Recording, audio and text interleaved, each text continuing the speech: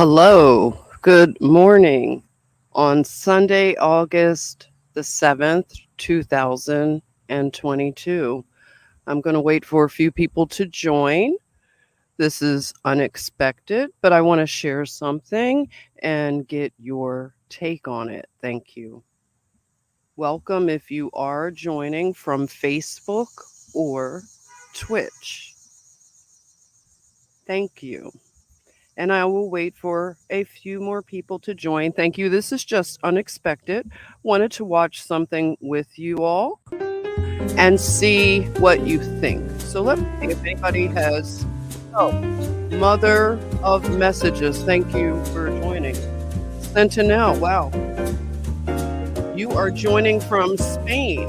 How's it going over in Spain, Sentinel? Thank you for joining. I'll wait for a few more people. Look at that. Christine. Good morning to Karen Scott, the beautiful Harlem Sentinel. Grand Rising. And to Angela. Well, hello, Angela. All right. And if you're joining again from Facebook, Twitch, I want to thank you. T. Witten, hello. Keep the door open, okay? I'm going to go right into what I wanted to share with you and see what you think, okay? It is just a simple share. I want you to hear words that were uttered a few years ago. And let's just see how they ring today.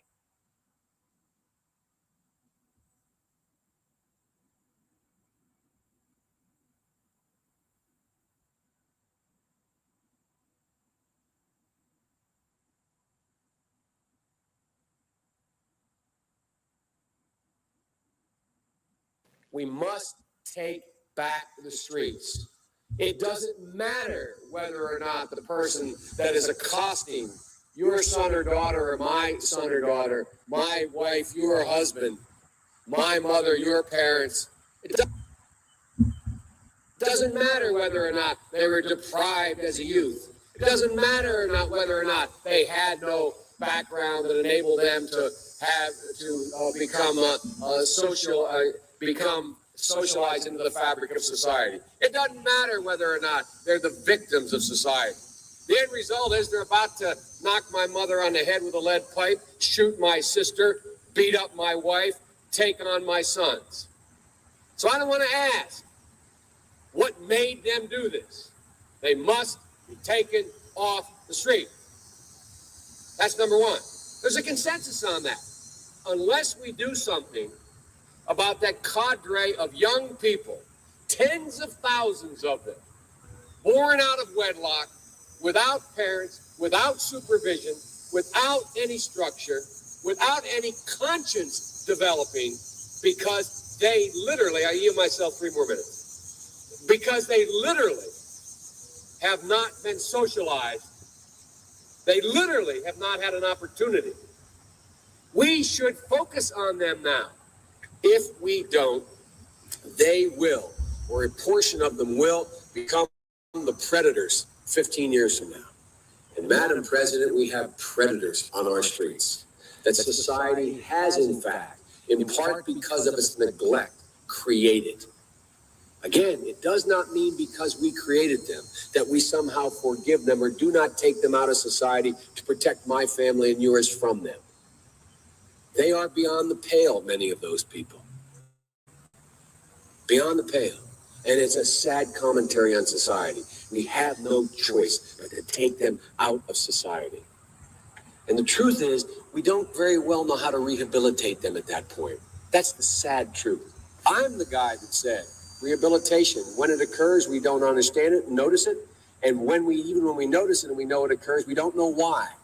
So you cannot make rehabilitation a condition for release. That's why in our system, there's the federal system, you serve 85% of your time. It's a shame, but we don't know how to rehabilitate. But there is a consensus, and I will cease. We must make the streets safer. I don't care why someone is a malefactor in society. I don't care why someone is antisocial. I don't care why they become a sociopath.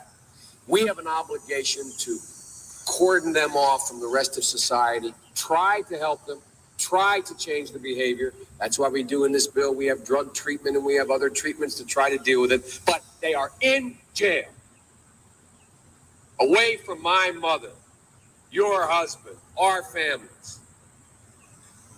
But we would be absolutely stupid as a society if we didn't recognize the condition that nurtured those folks still exist. And we must deal with that. Okay. And I'm going to bring you one more clip that I would like for us to listen to. So, what's the secret? How have you guys made it work so long? We have a deep, almost spiritual connection.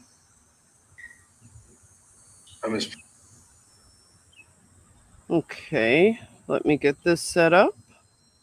Next, we will be hearing from Hillary Clinton on the 1994 crime bill. Thank you for joining. Anyone who is joining, I'll come and chat with you. Let's listen to Hillary Clinton. C-SPAN networks bring you long-form public affairs programming from the nation's capital and are a public service of your television provider. C-SPAN, created by cable. The fourth challenge is to take back our streets from crime, gangs, and drugs. And we have actually been making progress on this count as a nation because of what local law enforcement officials are doing, because of what citizens and neighborhood patrols are doing. We're making some progress. Much of it is related to the initiative called community policing, because we have finally gotten more police officers on the street. That was one of the goals that the president had when he pushed the crime bill that was passed in 1994. He promised 100,000 police. We're moving in that direction, but we can see it already makes a difference, because if we have more police interacting with people, having them on the streets, we can prevent crimes. We can prevent petty crimes from turning into something worse. But we also have to have an organized effort against gangs. Just as in a previous generation, we had an organized effort against the mob. We need to take these people on. They are often connected to big drug cartels. They are not just gangs of kids anymore. They are often the kinds of kids that are called super predators. No conscience, no empathy. We can talk about why they ended up that way, but first we have to bring them to heel. And the president has asked the FBI to launch a very concerted effort against gangs everywhere. In addition to that, he has appointed a new drug czar. You probably saw him Tuesday night. He's one of the most distinguished active military generals that we have in our country. He's already proven that he knows how to interdict drugs because of his command of the South American activity on behalf of the United States.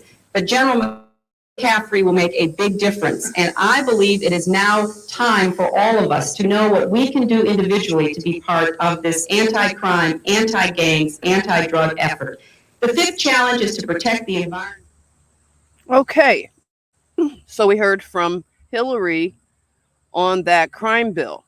Now, I wanted to listen to both of those people that were very, very plugged in. I haven't pulled one from Bill Clinton, but I just wanted to just hear from those two. And I am going to drop a link to invite anyone to come up and talk about these two.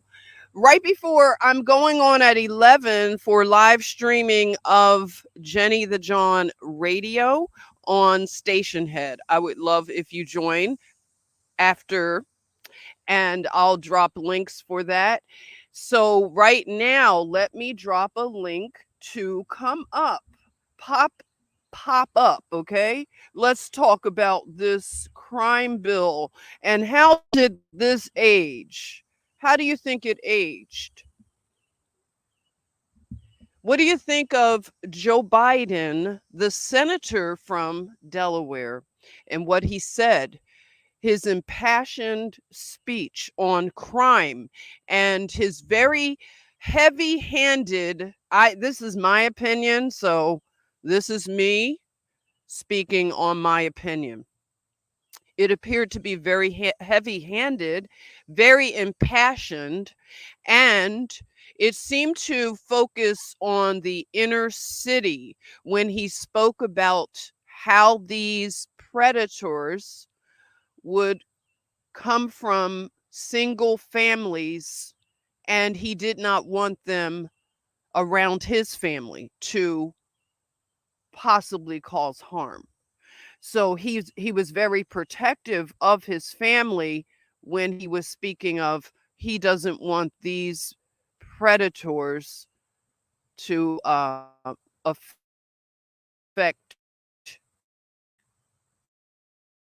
his mother, being protective of in the Joe Biden family.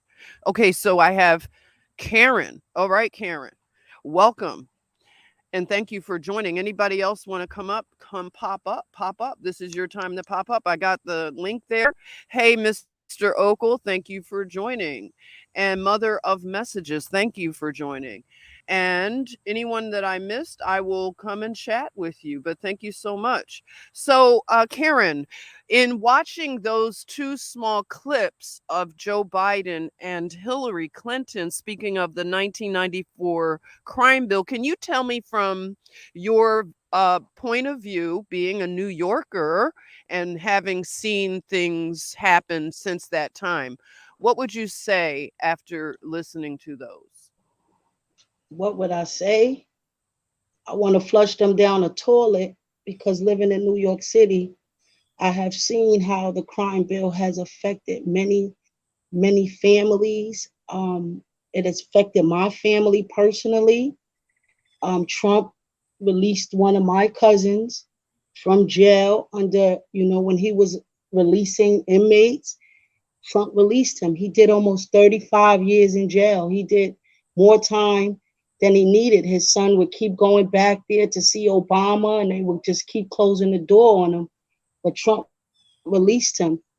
And the sad part about it is that it destroyed so many families. And under that crime bill, a lot of those people couldn't even come back home to their own house. And because they were considered unworthy, especially if they lived in a government program development. And first thing you need is your family to stand up. Your family is your pillar. I'm a firm believer of that. My family is my nation. And it affected many, many, many people, children separated from their parents and on and on. It was horrible. But he needs to use that same bill for his son. Mm, yeah, yeah. Isn't it ironic? You know how they say this term, did that age well? Well, when we look back in our Wayback Machine, thank goodness they have in memory hold a lot of these older speeches. By the way, anybody who is just waking up to the Democrats and their relationship to the Black community, especially, they really especially hate Black people. I'll say it, okay? The Democrat liberals, okay? That hyper liberal side of the Democratic Party that has become the seat of Satan, okay? And they are taking this party into the ditch they will never come out of as long as they continue going into the extreme left. It is unbelievable to watch these clips that I'm surprised are not scrubbed. And again, if you are someone waking up to the Democratic deception, if you are especially a Black person or brown person who thinks the Democratic Party is going to be in your corner, you might want to go back and look at some of these vintage speeches by Joe Biden and the Clintons. I'll say both. I didn't pull Bill's paperwork, but I will, trust me. I'll get around to Bill because I'm doing a lot of going back, listening to the music of the cities, the soundtrack to our life, not just the city, the country, the anywhere in the world. And Karen has been a part of that radio live streaming along with a lot of you. I want to thank you for that.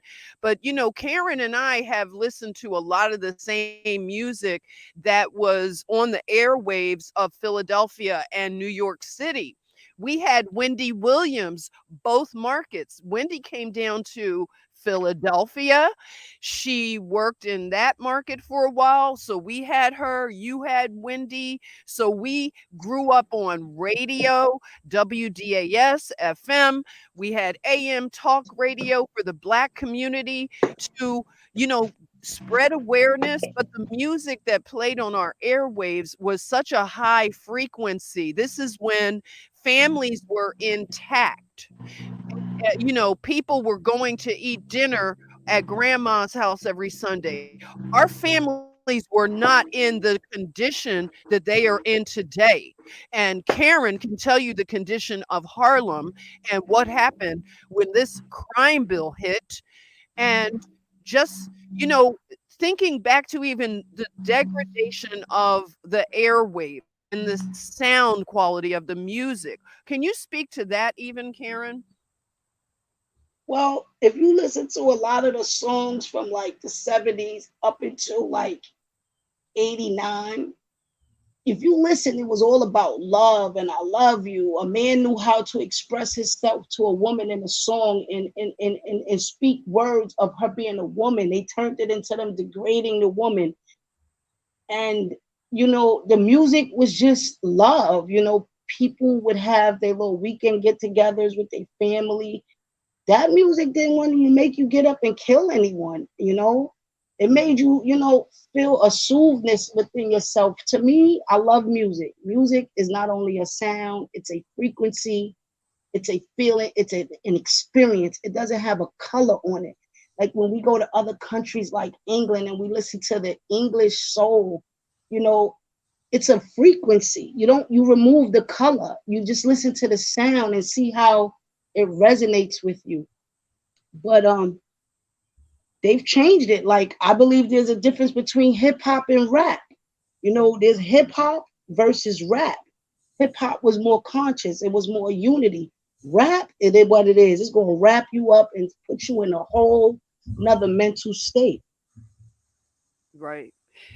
And like you were saying, Karen, when the music of, say, the 70s, right before they killed it looked like they were pitting disco against rock and roll. Why couldn't you just like both genres? They made you choose. You know, it's all this dividing people. So I remember when disco became a bad thing among like the kids I went to school with. So nobody wanted to be associated with disco because it was associated with, I don't know, uh Studio 54 and some of the stuff where, you know, things always degrade, it seems, you know, infiltration happens, but they didn't want to be connected to disco. So rock and roll, the kids that like rock and roll were like against the kids that like disco. And then it became racial. And then it always like devolved into all that kind of stuff. Whereas now, when I'm going back into the crates and pulling out that music, I'm seeing that it doesn't even matter what race you are, what gender,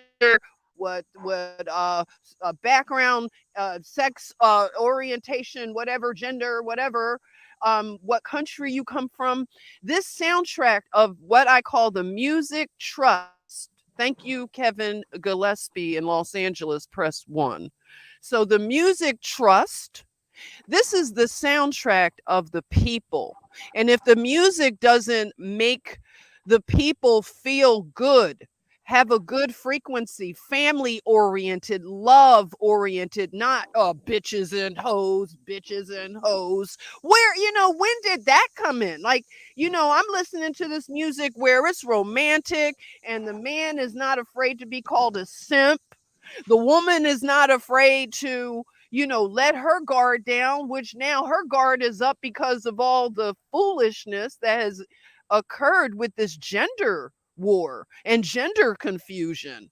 And it's upside down, but the music is an anchoring thing because it's been perverted, yes, and the artists have been put in 360 contracts, which I'm just learning 360 means three sixes. So that's a Right. 666 contract. So we have people literally enslaved right under our noses. They're in gilded cages. But the music trust has been so degraded that it's hard to find good music. the instruments. It's like now it's all about, what is it, Karen? Why don't we see instruments anymore? Because instruments bring out, to me, I think, the individual soul, because you can take three sax players and they can play the same song, but the individual pulls out from within inside his or herself that soul into the instrument that lets out the frequencies into the ear. So you can listen to a sax player like, and it's like it just does something to you. Like you can hear the words. It's individual. But the awakening has created many people to go back into making their own music and trying to bring back an individual sound, you know. Yeah, yeah. But I also wanted to say, like, in every war, right, they have fallout stations. And in fallout stations, there was radio. That's how people were still able to be aware what was going on. That's deep. So, I see the Music Trust as starting our own fallout station for if and anything does happen, there's a fallout station where you can listen to some good tunes, some tunes that keep you, your spirits up, not something that's saying whole nigga bitch, all day long. After you keep hearing something repetitively, that's what's going to be in your soul. That's why they say affirmations every day. That goes out to the frequency that becomes a part of you. And That's it's right. all to just bring us all down and separate us at the end of the day. That's right. That's right. Happy Sunday, Justin. Thanks for joining, Justin. I appreciate that. But I'm not giving up on music. I told you that. No. I'm not giving Yeah. up on music. Music has Right. healed me. It's healing Wow. me. Uh-huh. There's songs at one time that helped me through a process that now I can sing that song with such, joy. And remember, damn, I remember when I couldn't get over this, but that song sure enough got me over that. Like, I know out there's many people that when you see a CD, you go back to memory lane and realize how that song helped you rise over the occasion and stand strong. Right, right. I mean, I remember call-in shows, which everyone, if you want to join on the app today, I'm going to be very mindful to play music that Karen is describing right now. I'm gonna spin some tunes for you. Okay, so it's 11 o'clock today, a.m. Eastern time, and I do a night owl, and these are going to be set days right now: Sunday, Tuesday, and Thursday. Always 11 a and 11 p. Two shifts I'll do. Okay, Nurse, DJ, Jenny. Now I like what Orthodox Southpaw just said. Um, in the chatmosphere, thank you. You do say things in the chatmosphere. When I listen to music from the 70s and 80s, it feels like it was made from an entirely different species of human. Now that's deep, because it really does. Something was going on. And this crime bill thing, it interweaves, even though the 94, the 90s, we started seeing a change in a lot of things. And now I can put it all together and look at culture, which includes music. Okay. So we can see when, the onslaught of the gangster rap. That was around, like, sort of, it's whoever's good at the dates. Let me know around the time that gangster fuck the police stuff came out of LA with the NWA, and a lot of the gang warfare in high numbers. So LA had an explosion of that kind of energy coming out. And then New York has always been ground zero for every cultural movement in America and probably the world, I would just venture to say. But you are absolutely right. It's like something different happened in the 70s and 80s. They had AIDS, of course, coming in on the 80s.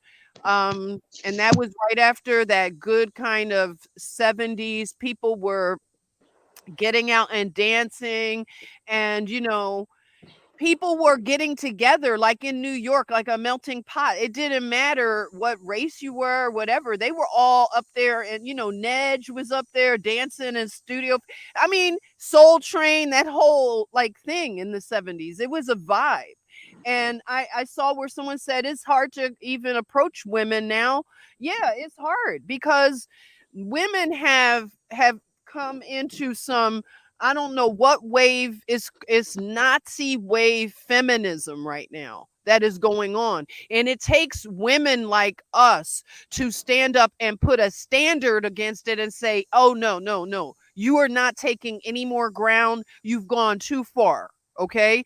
I am not a birthing person. And by the way, I still have my womb. Okay. You didn't get that, which they do a lot of hysterectomies in high numbers on black women, by the way, black and brown, if we want to say black and brown women.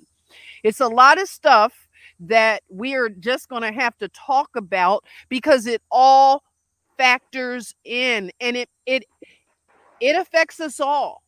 It affects us absolutely all. They use certain people as their sort of ground zero for their plans, but it ends up affecting everyone.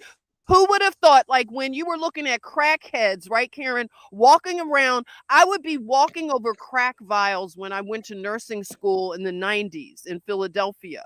I went to Temple University in North Philly, and I am climbing. When I parked my car around the corner to go to school, I would have to climb over the crack vials, and I would see black women walking the streets looking like zombies. Their skin was gray. Their hair looked like buckwheat. They were trying to sell their little skinny bodies for a vial of crack, and no one cared. No one cared. This was destroying the community. Now you go, and the irony of it is flipped around. You go to Philadelphia in these neighborhoods, you see white women now. It's fentanyl now. It's fentanyl, and you see a bunch of young white women on the streets freezing, doing the pop lock and freezing because of fentanyl now. And they're all flooded the streets now. It's really weird. And yeah, I do talk race, and it may be uncomfortable, but I'm letting you know because Karen and I have seen this in Philadelphia and New York. So Karen, what is the hot spot that you're seeing, the fentanyl type of stuff that we see in Philadelphia and Kensington and stuff? Oh, Kensington is like literally like a zombie land. Like if you're driving with someone in the car and they don't give you a heads up and they start driving you through Kensington and you look up and you see the state, you will actually look at the driver and say, what portal did you just drive me through? And the ironic part about it is that the police cars are just sitting there like it's nothing. But I want to backtrack on the 1994 crime bill that I want to show people, like, in the music industry, after the 1994 crime bill was written, they had to find a way to change up conscious hip hop music. So they changed it to rap. They had a secret meeting inviting in certain players to come in and invest in jails, right? Mm-hmm. And the way to fill it, you got to fill a jail up. You build a jail, you got to fill it up, right? So they found rap music and they went through with the gangs, the Bloods and Crips, and the Bloods and Crips were trying to come to a area of peace, and they infiltrated the gangs with the crack and the music to emulate a lifestyle. So now we have our young brothers and sisters out here emulating a lifestyle through rap, drugs, and degrading each other in the music. And now we're living a lifestyle. Now we caught up in jail. Now we fill the jails. There was a secret meeting for investors. Yes. And that's where people have to see how hip hop changed. You remember the groups like Public Enemy. Their most fans were college students. Mm-hmm. You're right. And it was to change our narrative, and we fell into the trap. We fell asleep and we fell into the trap. So a lot of artists who wanted to make conscious music couldn't, because now they were bonded under contracts. So they had to put out this insanity, you know, to wipe away a population of people. Yes. Yes, absolutely. And now that we're seeing, they've actually called they don't even hold back now that they're in the phase where it's called the externalization of the what is it? The externalization of the plan. So now they can just come right out and just say, yep, it's the devil. It's Satan. It's Lucifer. I mean, they don't have to do any nuance anymore. So they have music now called trap music. So you can't get any more obvious than calling it trap music, where we had music called soul music. Soul music made you feel like you ate a soul food meal. It didn't make you feel trapped. I never felt trapped, but that mumble rap stuff and the whatever is offered now, although I'm not going to try to sound like an old, like, you know, I joke around and say, get off my grass, kids, get off my, I don't want to be that kind of auntie. So I do want to acknowledge some young people that are out here on independent like spheres and they're producing music. If you all know of some good local young acts, especially bands, and you want to share them, I want to share this kind of stuff on the radio station. And, you know, just know that there are young people that are fighting against this AI, the evil AI that wants to put them in the metaverse. Everything about this cult is death. They're a death cult, and it's so obvious now. They killed the arts.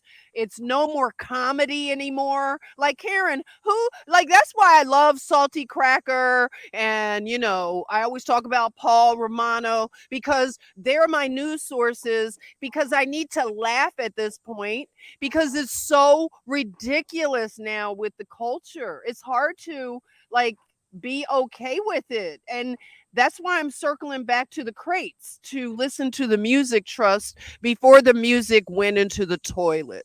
So, Karen, going back to merriment and the pursuit of happiness that is in our documentation of this country.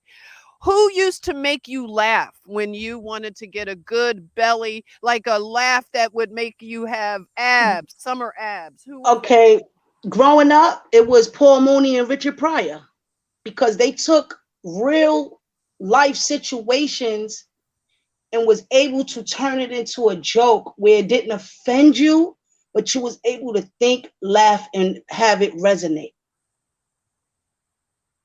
Yeah, I agree. Like Paul Mooney, he ended up going on writing for, because a lot of times people didn't realize how old Paul Mooney was. I would always say his face looked like velvet. It was just so smooth. That man was a lot older than you thought. But he had worked when some of you may remember Flip Wilson. I believe he wrote on the Flip Wilson show. Somebody can correct me, but I think he goes back that far.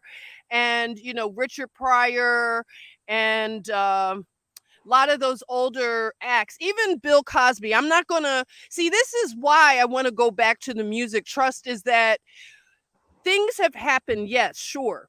And we found out that a lot of the people, they took the soul deal and they sold their, you know, it's like the scripture says, what would it profit a man to gain the whole world and lose his soul? So whatever they wanted to do to get fame and fortune, we have watched the great people fall. So Bill Cosby, another one from Philadelphia, I remember my uncle had his albums. Yes, everyone young, they had comedy on albums back then. And my uncle used to have a lot of albums, and his kids would get into his albums, my cousins, and we weren't supposed to get into those albums. So when I was over their house, I was an only kid, and my mom was real strict. I couldn't listen to nothing unless it was G rated. And here I am listening to Bicentennial Nigga by Richard Pryor, you know, and we're cracking up. We understood some of the comedy because comedy, when it's really funny, is like ageless. Would you agree? Like a child, especially if a child is somewhat precocious, they will understand some comedy. But when it gets into the sexual nature and stuff, it's harder because children are innocent after all. But I loved Paul Mooney, and then he crossed over and he worked on the Chappelle show. What do you think about Chappelle? Was he funny to you? Dave Chappelle was very funny. He put a lot of things out there, and they wanted him to change his flow, and he said no. Do Said you no. Right? Do you believe in any of the conspiracy that he's somehow not the same dude anymore? Oh my God! Everybody, the cat is on the other side of the fence. I don't know what she has done. Karen, can you just keep the chat going while I go get Well, Josephine? Sorry, everybody. when we talk about Dave Chappelle, that's a question that I always keep, in my database system. But anything is possible, dealing with these people. But Dave Chappelle refused to, I guess, sell out. And they said he went to Africa to smoke crack. So my thing is, you left America with all the good crack in America to go to Africa and smoke crack. So that shows like they were already trying to, damage his image and, I don't know, put him in the trash can. But they say he's not who he once was.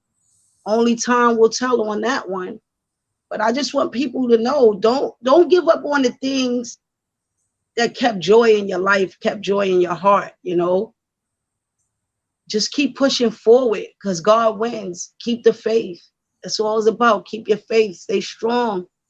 Stay strong because the devil will come as a roaring lion, So they say, be sober, stay wary, because your adversary, the devil, will come as a roaring lion. But if you keep your godly intuition, eventually you'll see through the smoke screens. But the Dave Chappelle one, I haven't yet been able to say, yeah, that's one that I haven't actually been able to say, okay, yeah. But they say he's not who he is. But they say that about a lot of them, that they all been swapped out. So I don't know. I just tell the world to stay strong and keep the faith. Because God does win. He does in the end.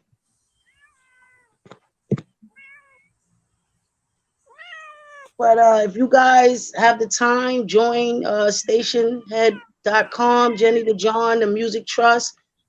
It's fun. We have a good time in there. We're able to chat freely and, talk about some of the things that, YouTube won't allow us to talk about. And you get to know people a little bit more differently. Music, I guess, allows people to let down their guard a little bit. And, the Music Trust family, it's building. It's building. Oh, thank you so much. I'm sorry. She has these burrs on her. She went on the other side of the fence and she has burrs on her. I'm sorry. I'm just taking them off. Thanks, Karen and everyone. So I appreciate everything. If anybody else wanted to join, let us know. But you know what I want to do is I'm going to prepare for 11 o'clock. Okay. I'm going to take the burrs off of the cat, off of Josephine. And I know I baby her a lot, she's an only cat. Okay. So I'm going to get the burrs off. And then if you want to join me, Karen, can somebody write did I put it in the chat already? If you want to come over and listen to some music today. Okay. It is stationhead.com /Jenny the John. Okay. So I'll be over at 11 for brunch. And then 11 p.m. Okay. So thanks so much, Karen. I love you all. And let's see, Sean is here. Jen, what are you doing to that cat? I know she has burrs on her. Am I saying it right? I'm getting them out of her fur. And she What's doesn't. up, brother Sean? I hope to see you today on the Music Trust. Okay. It's okay, Josephine. I'm sorry. You would think I was doing something really harmful. I'm just getting burrs off of her. She's a little bit mischievous. So anyway, I will do this. Let me take, because somebody might report me to what is the people, PETA. Thank you, Karen. Love you, our beautiful Harlem Sentinel. I will see you all soon, and take care, and God bless. All right.